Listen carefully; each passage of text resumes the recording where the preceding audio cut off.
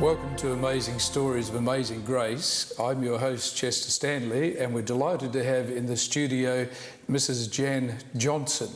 Jan, it's great to have you here on Amazing Stories of Amazing Grace. Thank you, Chester, and it's lovely to meet you after all this talking to you. Yes, we've chatted on the phone together, we've exchanged emails, and Jan, your story is a thrilling story of God's grace, and I know the viewers are going to really enjoy it. So why don't we go back and start, you were born in the UK, Yes. and a lot of your story involves music. So tell us a little bit about your childhood. Well, I started to want to be an opera singer when I was 3. When you were 3? Because I heard this lovely aria being sang by Heddle Nash, who's a very famous English tenor. And my mother swears that I rocked up and down in my pram. And so as soon as I could talk, the first thing I said was, opera, opera, Isn't that opera, amazing? instead of dad or mum, and they were disgusted. Yes. But no, that's always was my ambition, to sing. Right. And then, of course, I grew up in England, and I was very fortunate. I went to a man called Professor Baker, and he was the organist at Coventry Cathedral for many years. Yes. And he started me on the road. Then in 1951, during the Festival of Britain, I won the Eisteddfod for England, and Sir Robert Easton, as he became, recommended to my father that yes, I should be encouraged. So. Okay, so what age were you at that point, Jan? 1951, 1937. My maths are not that brilliant. Okay. About 14 or 15. Yes. Yeah. 14 or 15. Yes. So even at that young age, that you were recognised as being very talented in terms of. Well, he said singing. to my father, "Don't waste this child's talent." That's exactly what he said. Yeah. And my father said, "Oh dear, I'm going to be in trouble here." But however, Yes. you know. And so what happened as a result of that discussion, that conversation with your parents? Of course, my father said, "Well, I would like to go to New Zealand and emigrate," and I was a little bit disappointed. But I said, "Okay, Dad, if that's what you want to do." So I kept on singing, and I won a scholarship to the London Conservatorium of Music. Okay. So that was put on hold, and off we went to New Zealand, and I met a lady, Sister Mary Leo, who taught Kiri Te Kanawa. And I was 10 years ahead of Kerry, Yes. and she started to teach me. And eventually, about 3-4 years later, I went back to England to take up my studies, and that's where it all started. Okay, so you go back to England, Yes. and you take out this scholarship, and you're professionally being trained. Begin the journey. Yeah.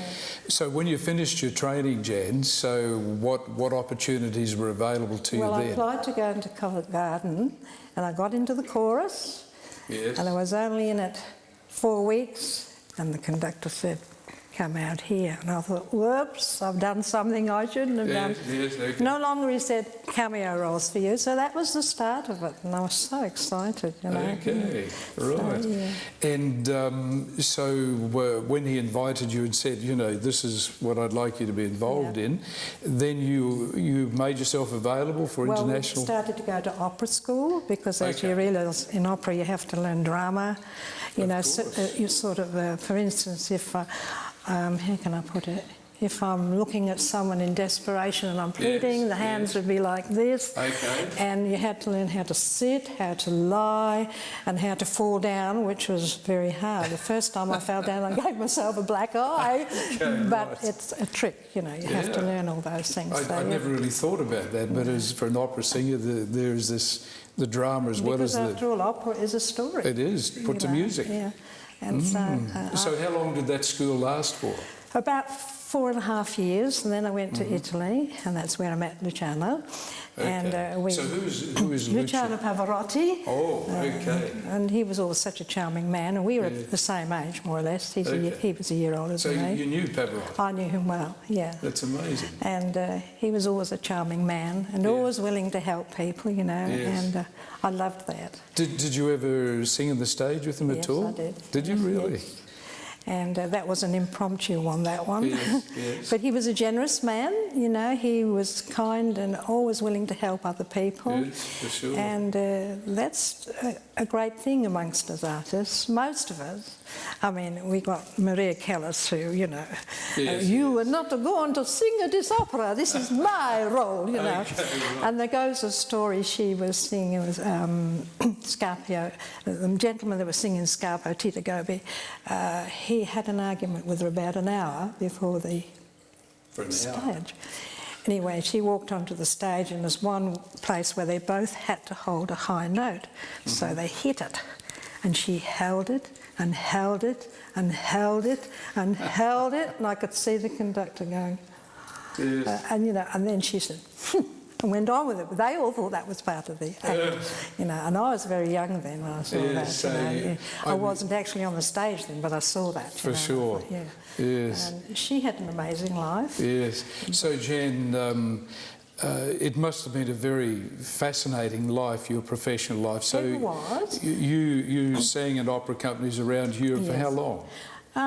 Almost 20 years. 20 and I did a lot years. of concert work as well. As I Yes. began to get older, Yes. I realised the demands of opera were beginning to come Yes. too heavy, you know, Yes. because if you look at it, you get up at 5 o'clock in the morning, the first thing you do is you vocalise, you know, and so on. right.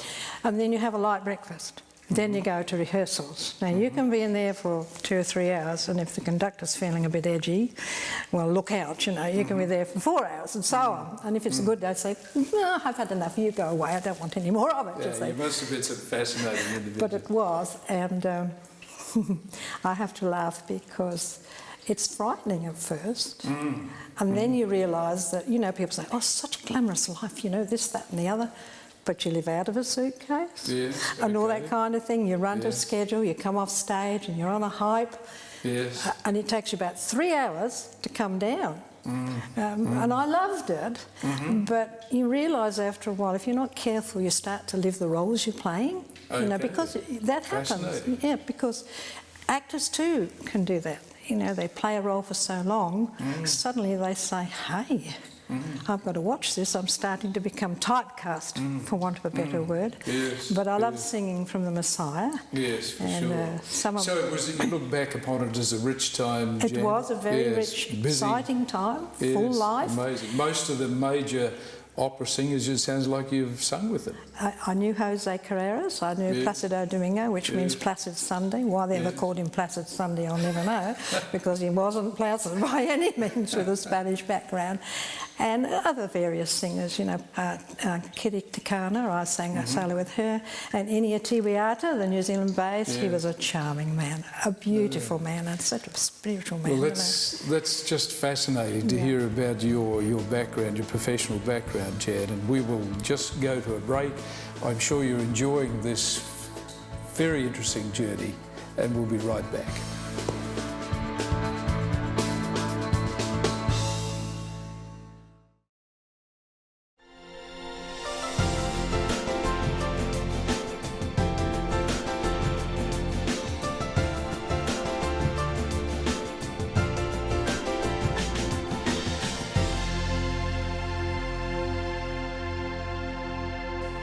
Welcome back to Amazing Stories of Amazing Grace, and I'm with Jan Johnson. And Jan, this has been an incredibly interesting story. I want to just come back and reflect with you in terms of your spiritual longings. I remember you talking to me and sharing in relation to when you were a young girl and the war. Would you like to share? I mean, you came from a loving, kind family. Yes, I did. Lovely Very parents, so, yeah. etc. Tell us about the impact of the war when you were just a young girl. Well, I was a baby when the war broke out, so I didn't see my father till I was nearly 7.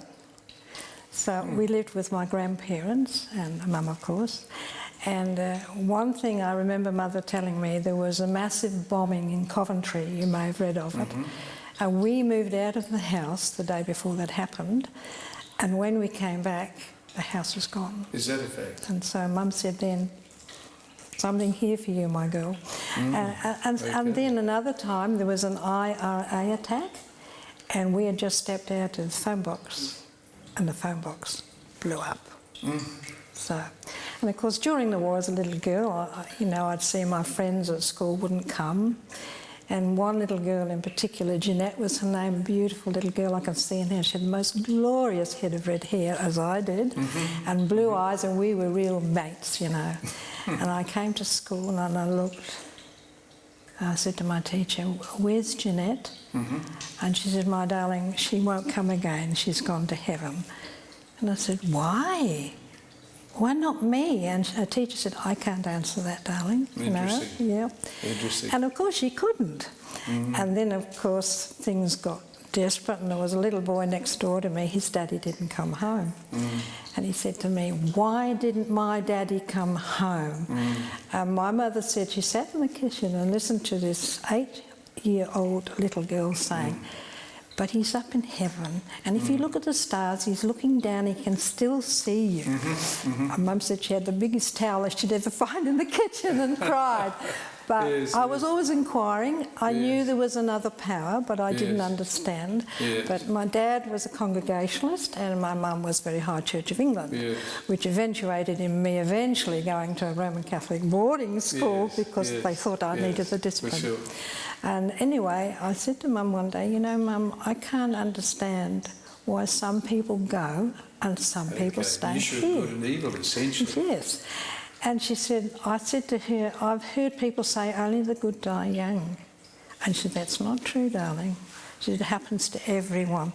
And then she said, "I will tell you a story." And she told me in simple terms about he who shall not be mentioned, the archangel who came against God, and he was the arch enemy of all the good in the world, and he didn't want good people to succeed. And I thought, rotten person, as you do when you're small. Exactly. So over the years I asked these questions, and then of course I got married, and we were quite happy. And Jan, if I can just go back. I've got this, you gave me this fascinating little copy of the Bible, Yes. which you told me that you carried that with you. 54 years I've had that Bible. 54 years. Yes, I've carried and it so everywhere. when you were singing on the International Opera stage, That went with you took that with you everywhere. So there was a sense of a sort of a... That came from a Greendale Baptist church. Now, that was right out in the country in New Zealand. It was an absolutely beautiful country. I get up every morning and sing to the mountains, so full of joy, because it was that kind of... And they had a Baptist Friday. Did you read this sometimes? Yes, I did, but I didn't really understand it. All I got from that was that God is a loving God, and that Jesus loves us, and no matter where we are, He's with us, you see. So I carry that everywhere. Okay. So you get married? Yes, and we were very happy.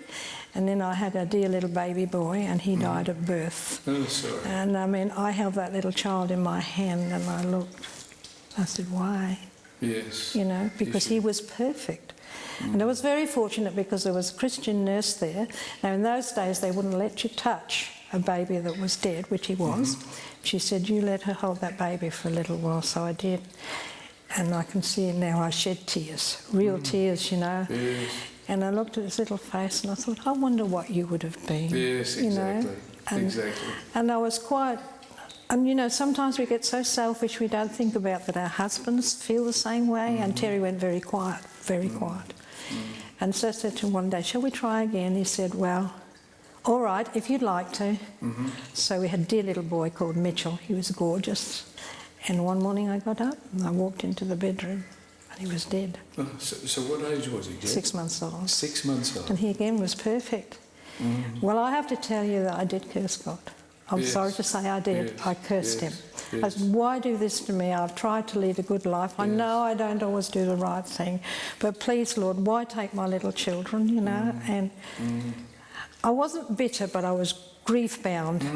And then over the years, of course, I met other people going through the same thing. And gradually I was able to release some of that grief and help other people, Yes, for sure. And then, of course, later on, Terry became very world-bound.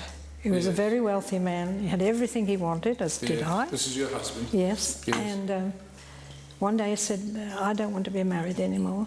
And I said, "Why not?" He said, "I just don't want to be married anymore. I've had enough."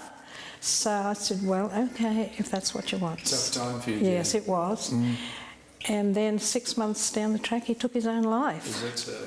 And I found him. He'd been dead 5 days. It was not a pretty sight. And of course I had his elderly mother. He was the only son, and his father, and of course I had to look after them. Right. And in our early days, Terry said to me, if anything ever happens to me, will you promise me you'll look after Mum? Now, he didn't mention his father, he just said Mum, and sure enough, that's what I had to do. So you cared for his very fragile, aged mother? She was a very strong-willed woman. I don't think she would have survived otherwise. This is here in Australia? Yes, in Australia. Yeah, they came out to us, yes, and we found them a home. And so how many years did you care for her? Nearly 15 years. 15 years? Yes, and towards the end it was quite sad because she became just a helpless baby. Thank you very much. I'm sure you are continuing to enjoy Jan's story, and stay right with us and we'll be back.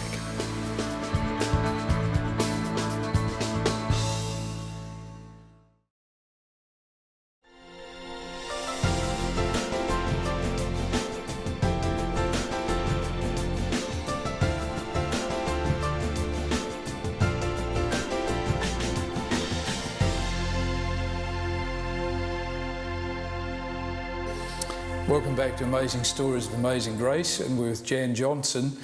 Jan, I get the impression that you've cared for your husband's mother for 15 long years. Yes. It's a demanding journey. Continuing questions are in your mind, and then after that you get involved in helping people. Was it in aged care facilities? Well, I sang all over the coast in concerts, and I had students, and I would take them to the homes, and we would entertain, and then I'd go in another day and I'd start talking, and I could feel the Spirit moving me, you know, and I'd say to the Lord, is this all there is, just singing? Can't I give something else to these people? Okay. And it was strange. I was talking to this lady one day, and she took my hand like this, and she said, you know, my dear, I never believed in God till I met you. Is that so? And I thought, wow, you know, what's going on? So, of course, then Mum got really sick, and by this time I'd met Katie and Casey, and... we need to, sorry, we need to, you've mentioned Casey and Katie's names. Yeah. Tell us, who is Casey and who's Katie? Casey is a Seventh-day Adventist pastor. Yes. And Katie is his wife, and I met their 2 children. So how did you meet them? They became my neighbours. Right next door? Yeah, and yes, across the road. Across the road. And one morning I saw Casey, as is bent, walking up and down the road like this with his focus in. I thought, what's going on? Is he all right? So I went across to ask him, you see, and that's how we met. So. Okay. Yeah, so, right. Yeah. And you know, Casey and his wife, a very important part of your story. Very much so. They are my family. Yeah. They are definitely my family. That's wonderful. Yeah. So these deep questions are, you're really acting as a chaplain and caring for people, and people are touched. I had met a lady called Joy Nicholson, and she had a ministry called the Mer Ministry, and I asked her to give me some advice, which she did. And she always said to me, don't bully. I can remember hearing her say that, and I thought, she's right. You know, Jesus doesn't say, get here. He says, come. You know, and I can hear him saying that, come, my child, come to me. So anyway, Mum was getting near the end, and I was really desperate because she was really a lot of my life. And anyway, I said to the Lord one day, look, Lord, I can't take this anymore. He said, go across and pray with Katie and Casey. Is that so? Which I did, and the whole family shared with me. So that was really your cry of desperation to the Lord. I was desperate, and when Mum died, I was like a big hole. Yes. And I said, Lord, you know, I've been here almost 70 years on this earth. What have I done? Like, what have I done for you? Spiritually, yes. And he said, you just wait a little while, you'll see what will happen. So anyway, then I went to church, and the minute I walked in the door, I knew That's interesting. I was home. Interesting. I was literally home. Wonderful. And when I got home that day, I said, Lord, how can I ever thank you? And I cried, you know. Yeah, lovely. And he said, I'll use you. You just be patient. It'll all happen. Can I just go back there a bit in terms of, you moved over fairly quickly, in terms of Casey. they obviously, I mean, how did, obviously eventually Casey was sharing with you in relation to the Bible. You just became good friends? I asked to go to the church Okay. because I knew they were Seventh-day Adventists, and I'd already begun to realise that the Sabbath is the very important commandment, Yes. which people were not So keeping. they were pretty good neighbours. Oh, fantastic, as are all my neighbours. What, loving, kind? Loving, kind, willing to talk, and Casey especially, he led me, to baptism, Yes. and that was very special. So Casey had Bible studies with you? Yes, he did, Yep. yeah. And you asked to go to church? Yes, I did. And it was pretty special? I said to Katie, they've got what I want. that And those so? were the words I used. And I thought Yes. after that was a bit, Yeah. But I just had this longing to be with Jesus, Yes, for and sure. I said to him, why this long, Lord? He said, I had to wait until you were ready. Yes, for And then sure. I looked back over my life and I thought, I wasn't ready. I had too much else going on, Yes, for So- sure.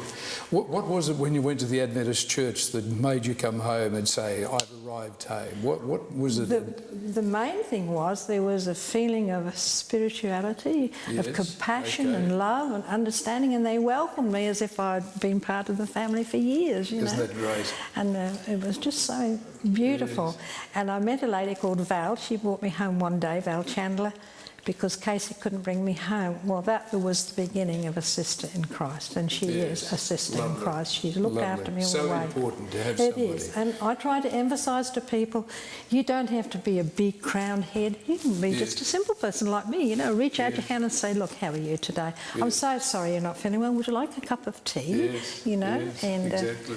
one day a gentleman in the supermarket said to me, "Why are you so happy?"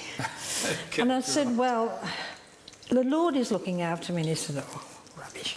Yeah. But he came back again. And he used to fight with his neighbour. He now talks to his neighbour because Yeah. you can't live life Yes, like that, for you know. sure. And, you might feel that I'm doing nothing, but you'd be surprised Yes, for what's sure. going on. Absolutely. So it's lovely. So Jan, in terms of the Bible studies that you received, did you find that attractive? Did Very it much answer the so. questions that It you'd had from a answered little lot of girl? questions. It answered a lot of The questions. fight between good and evil, Yes. and the Sabbath obviously was And I significant. never mentioned his name, never. Yes. I always yes. say he who shall not be mentioned. Yes. Yes. But I teach little children, as you know, and a little girl said to me one day, Mrs. Johnson, I didn't believe in God till you told me. He said, and I told my mummy, and she said, oh, did she now? Left it at that, So I love to know, Yes. to tell the story. That's wonderful. Yeah. Jan, something very special, and that is baptism. your baptism. Yeah. And we haven't got a lot of time left, but I'll just go through quickly. but share I the could story. tell a whole story about that. But anyway, we had a week of the wet weather. You'd never dreamed it was terrible. And the morning came, Val's rushing around putting hot water in the pool because Yes. she didn't want me to catch cold. Yes, yes. Anyway, I was baptised in her swimming pool. And just before I went in, I said, Lord, can you let the wind drop and the rain stop for a minute? And it did. Yes. And it was just beautiful. I came up out of that water and I felt clean, completely Yes. clean and open to the Lord. And then we helped cleaned up and we rushed next door to see a neighbour and a big rainbow came right over in the sky. Isn't that fascinating? And I said, Lord, thank you. You've It was kept the your assurance, promise. the promise. Yeah, so Yeah. it was really a fantastic time. And I've moved on since then. Yeah, I've had for my sure. ups and downs, but Yep. every morning I say, good morning, Jesus. That's very good. Well, Jan, I just want to thank you for your willingness to come and share on amazing stories of amazing grace. It's just an inspiring story, and I'm sure that the Lord will continue to use you. And I'm sure you've really appreciated this story, the Jan's story of God's grace in her life, and we will look forward to seeing you next time.